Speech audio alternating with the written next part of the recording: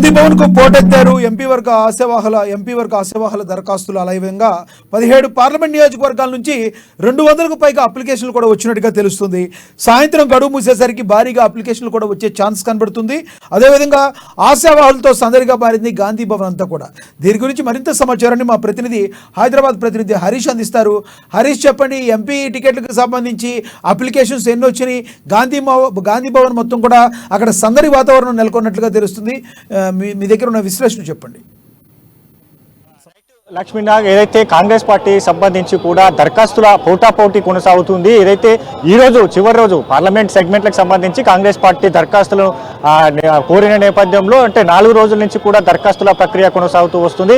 ఇక ఇప్పటికీ అంటే 200 పైగా కూడా దరఖాస్తులు ఇస్తున్న నేపథ్యం కావచ్చు. ఉదయం నుంచి కూడా పెద్ద ఎత్తున ఆశావాహులకు సంబంధించి కూడా దరఖాస్తులు సమర్పిస్తున్న తరుణం కనిపిస్తుంది. ఇక ఆశావాహులతో సహా అనుచరులంతా కూడా పెద్ద ఎత్తున గాంధీ భవన్ చేరుకోవడంతో ఇక్కడ సందడిగా వాతావరణం మారిందని చెప్పొచ్చు. అంటే 17 పార్లమెంట్ సెగ్మెంట్లకు సంబంధించి కూడా పెద్ద ఎత్తున దరఖాస్తులు చేస్తున్నారు. ఒక్కో పార్లమెంట్ సెగ్మెంట్లకు సంబంధించి 6 నుంచి 8 దరఖాస్తులు వస్తున్న క్రమం ఉన్నది. ఇక ఖమ్మం పార్లమెంటు అలాగే భువనగిరికి సంబంధించిన పార్లమెంట్ సంబంధించి కూడా ఆటగా కొనసాగుతున్నాయి. అక్కడ 10 మంది అభ్యర్థులతో కూడా ఇప్పటికే దరఖాస్తులు కొనసాగిస్తున్నారు. ఇక మరి కాసేపట్లో గడువు సంబంధించి ఆ సమయం ఉండడంతో ఇక పెద్ద ఎత్తున గాంధీ భవన్ సంబంధించి కూడా చేరుకుంటున్న నేపథ్యం ఉన్నది. ఇక వాళ్ళు ఉదయం నుంచి కూడా ఈ దరఖాస్తులకు సంబంధించి సమర్పించేందుకు వస్తున్న నేపథ్యం ఉన్నది. ఇక అన్ని సెగ్మెంట్లకు సంబంధించి కూడా పోటాపోటీ నెలకొన్నట్టుగా చెప్పొచ్చు. అంటే 17 పార్లమెంట్లకు సంబంధించి కూడా 200 పైగా దరఖాస్తులు కొనసాగుతున్న క్రమం అయితే ఉన్నది. ఇక ముందుగా అయితే ఏదైతే 17 సెగ్మెంట్లకు సంబంధించి ముఖ్య నేతలతో పాటుగా కూడా ఇప్పుడు గతంలో అసెంబ్లీ ఎన్నికలకు సంబంధించి కూడా దరఖాస్తు చేసుకొని టికెట్ దక్కని వారు ఉన్నారు. వాళ్ళు కూడా ఇప్పుడు మరోసారి ఎంపీ స్థానానికి సంబంధించి కూడా అప్లై చేస్తున్న నేపథ్యం కనిపిస్తుంది. ఇక ప్రధానంగా పెద్దపల్లి ఏదైతే కాన్స్టిట్యున్సీకి సంబంధించి కూడా ఎస్సీసీఎల్ ప్రీతం అలాగే గడ్డం వంశీ ఏదైతే కాంగ్రెస్ పార్టీ అంటే ఆశావాహుల సంఖ్య చాలా ఎక్కువగా కనబడుతుంది.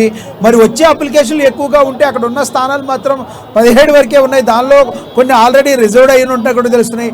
మరికొన్నిటికి మాత్రం అప్లికేషన్స్ వస్తున్నాయి. మరి రాని వాళ్ళ పరిస్థితి ఏంటి? ఆ తర్వాత వాళ్ళని ఎలా బుజ్జగించే అవకాశం కనబడుతుంది?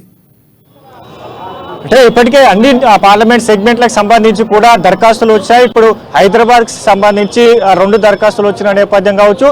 ఇక ఏదైతే మెదక్ సంబంధించి కూడా అక్కడ ఏదైతే గతంలో జగ్గారెడ్డి అక్కడ ఎంపీ స్థానానికి సంబంధించి కూడా పోటీ చేసే ప్రతిపాదన అక్కడ డిసిసి అధ్యక్షులు తీసుకొచ్చిన నేపథ్యం కావచ్చు, కాంగ్రెస్ పార్టీ ముఖ్య నేతలు తీసుకొచ్చిన నేపథ్యం కావచ్చు. ఇక ఆ మెదక్ స్థానానికి సంబంధించి సోమేశ్వర్ రెడ్డి అలాగే టీపీసీసీ అధికార ప్రతినిధి భవానీ రెడ్డి వీళ్ళు ఇద్దరు దరఖాస్తు చేసుకున్న నేపథ్యం ఉన్నది. ఇక అత్యధికంగా ఖమ్మం పార్లమెంటు సెగ్మెంట్కి సంబంధించి 10కి పైగా దరఖాస్తులు వచ్చిన నేపథ్యం ఉన్నది. ఇక ఏదైతే భువనగిరికి సంబంధించి కూడా 8 దరఖాస్తులు వచ్చిన నేపథ్యం ఉన్నది. ఇక వైస్ ప్రెసిడెంట్ చామల కిరణ్ కుమార్ రెడ్డితో పాటుగా అలాగే కోమటిరెడ్డి వెంకటరెడ్డి ఫ్యామిలీ నుంచి వాళ్ళ కుటుంబం నుంచి దరఖాస్తు చేసుకున్న నేపథ్యంలో అలాగే ఇప్పుడు కొనసాగుతున్న ఎమ్మెల్యే భువనగిరి ఎమ్మెల్యే కూతురు కీర్తిరెడ్డి దరఖాస్తు చేసుకున్నారు. అలాగే తీన్మార్ మల్లన్నతో పాటుగా ఇతర నేతలు కూడా దరఖాస్తు చేసుకున్న నేపథ్యం ఉన్నది. ఇక భువనగిరికి సంబంధించి కూడా అది బీసీ ప్రతిపాదన తీసుకొచ్చిన నేపథ్యంలో అక్కడ దానికి సంబంధించి కైలాష్ నేత అలాగే చెరగాని దయాకర్ గౌడ్ అక్కడ బీసీకి సంబంధించిన సామాజిక వర్గానికి సంబంధించిన వాళ్ళిద్దరు దరఖాస్తు చేసుకున్నారు. ఇక నాగర్ కర్నూలుకు సంబంధించి కూడా మల్లు రవి అలాగే సంపత్ ఏఐసిసి సెక్రటరీ సంపత్ కుమార్ అక్కడ నాగర్ కర్నూలు సంబంధించి దరఖాస్తు చేసుకున్నారు.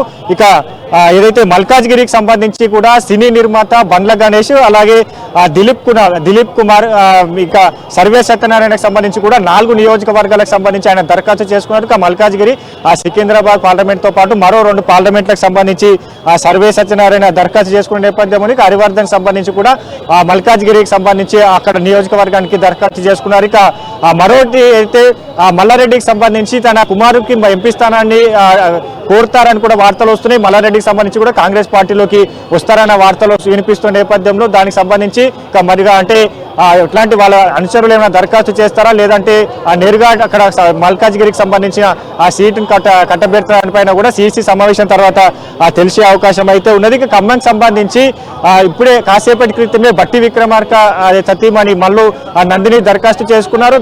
రేణుకా చౌదరి, మాజీ మంత్రి రేణుకా చౌదరి, అలాగే పొంగులేటి శ్రీనివాసరెడ్డి తమ్ముడు ప్రసాద్ రెడ్డి దరఖాస్తు చేసుకున్నారు. అతను మాజీ ఎంపీ విహెచ్తో పాటుగా ఇంకా మద్ది శ్రీనివాసరెడ్డి అధికార ప్రతినిధి ఖమ్మం నుంచి దరఖాస్తు చేసుకున్న నేపథ్యం ఉన్నది. ఇక మొత్తంగా మరి కాసేపట్లో గడువు మీదనున్నది కాబట్టి ఇక పెద్ద ఎత్తున దరఖాస్తులు వస్తున్న నేపథ్యం కనిపిస్తున్నది. ఖచ్చితంగా కాంగ్రెస్ పార్టీ ఇప్పుడు 15 స్థానాల్లో గెలిపే లక్ష్యంగా వెళ్తున్న క్రమంలో ఇప్పుడు అభ్యర్థుల ఎంపిక ప్రక్రియకు సంబంధించి కూడా కీలకంగా మారబోతుంది. ఈ అభ్యర్థులు అయితే దాదాపుగా 250కి పైగా అభ్యర్థులకు సంబంధించిన దరఖాస్తులు వచ్చే క్రమం ఉన్నది కాబట్టి 5, 6వ తేదీలో జరిగే సిఈసి సమావేశంలో ఈ అభ్యర్థుల సంబంధించిన నివేదికను సిఈసి అంటే 3-4 పేర్లను సిద్ధం చేస్తూ స్క్రీనింగ్ కమిటీ ఇచ్చే అవకాశం అయితే ఉన్నది. స్క్రీనింగ్ కమిటీలో పూర్తిగా సర్వేలు చేసిన అనంతరం కూడా గెలుపు గుర్రాలకి స్క్రీనింగ్ కమిటీ సంబంధించి డిక్లేర్ చేసే అభ్యర్థులకు సంబంధించిన ఫైనల్ లిస్టును సింగిల్ నేమ్తో కూడిన ఫైనల్ లిస్టును అనౌన్స్ చేసే అవకాశం అయితే ఉంది.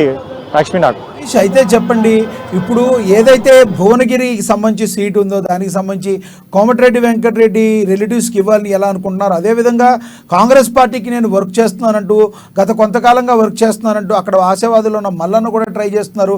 మరి ఆయన కూడా అప్లికేషన్ పెట్టారు అనుకోవచ్చా? ఇంకొకటి, మల్లారెడ్డి వాళ్ళ కొడుకును కూడా తీసుకుంటారంటున్నారు.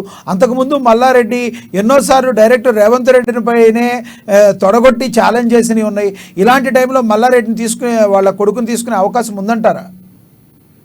మల్లారెడ్డి సంబంధించి కూడా ఆయన గత బీఆర్ఎస్ పార్టీకి సంబంధించిన మంత్రిగా కొనసాగుతున్నప్పుడు కాంగ్రెస్ పార్టీ కావచ్చు, రేవంత్ రెడ్డి పైన కూడా తీవ్రమైన విమర్శలు కావచ్చు, వ్యాఖ్యలు చేసిన నేపథ్యం ఉన్నది. ఇప్పుడు అసెంబ్లీ ఎన్నికల్లో కాంగ్రెస్ పార్టీ అనుగుణంగా గెలుపు తర్వాత కూడా ఇప్పుడు మల్లారెడ్డికి సంబంధించి గతంలో కాంగ్రెస్ పార్టీ కావచ్చు, సీఎం రేవంత్ రెడ్డి కావచ్చు ఖచ్చితంగా మల్లారెడ్డికి సంబంధించిన కుంభకోణాలు వెలికి తీస్తామనే వ్యాఖ్యలు చేయడం పట్ల కూడా ఇప్పుడు మల్లారెడ్డి దానిపైన అంటే ఇప్పుడు కాంగ్రెస్ పార్టీ అధికారంలో ఉంది కాబట్టి ఆ వ్యాఖ్యలను కూడా వెనుక తీసుకున్నట్టుగా కాంగ్రెస్ పార్టీకి సంబంధించి రేవంత్ రెడ్డిని కూడా కలవబోతున్నట్టుగా అది రాజకీయానికి సంబంధించిన విమర్శలే అని కొట్టిపారుస్తున్న నేపథ్యం కనిపిస్తుంది. కాబట్టి ఇప్పుడు ఆయన కాంగ్రెస్ పార్టీ త్వరలో సీఎం రేవంత్ రెడ్డితో భేటీ అవుతానని కూడా చెప్పిన నేపథ్యంలో ఇప్పుడు దానికి సంబంధించి ఏమైనా పార్టీ మారే యోచనలో ఉన్నారా అని పైన కూడా ప్రచారాలు జరుగుతున్నాయి. కాబట్టి ఖచ్చితంగా మల్కాజ్గిరికి సంబంధించి ఆ సీట్ను తన కుమారుడికి అడిగే అవకాశాలు ఉన్నాయి, లేదా తానే పోటీ చేసే అవకాశాలు అంటే కాంగ్రెస్ పార్టీలోకి వస్తే కాంగ్రెస్ పార్టీకి సంబంధించి ఇక్కడ నేతలకు సంబంధించిన డిసైడ్ కావచ్చు అంటే